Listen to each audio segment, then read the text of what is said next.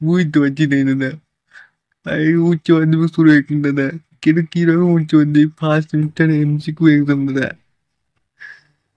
জীবনে আনন্দ আর বেশি নাই। বিশ্বকর্মা পূজা দাদা, দুর্গা পূজা আসছে দাদা, মহালয়া আসছে দাদা। কি করে করবো দাদা?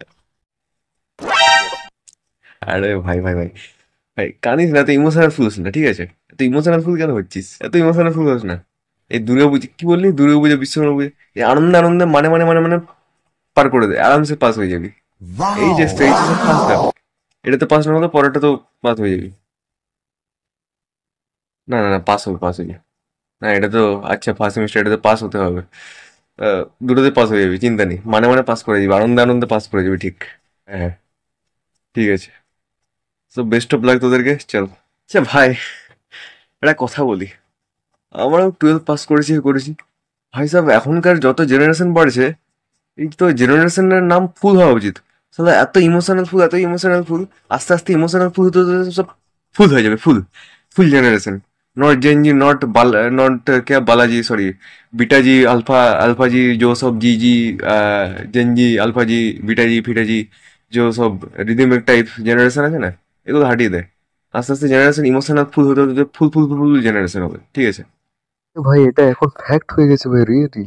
এখন মানে এমন করছে সব জায়গায়, পুরো একদম ইমোশনাল ফুল হতে হতে ভাই ফুল হয়ে যাচ্ছে পুরো, ঠিক আছে?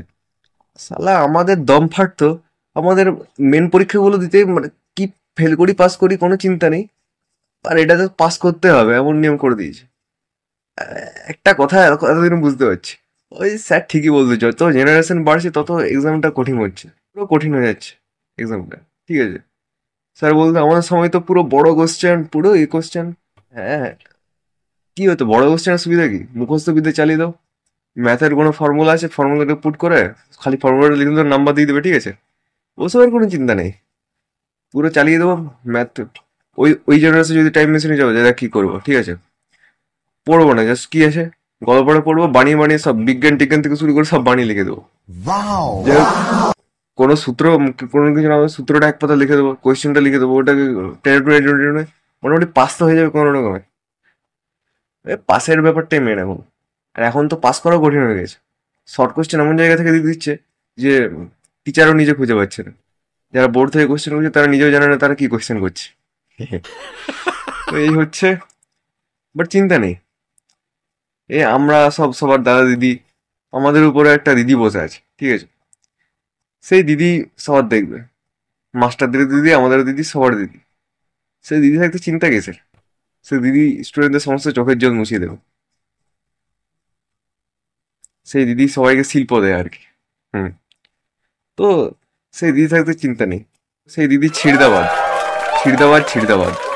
হ্যাঁ হ্যাঁ, চলো।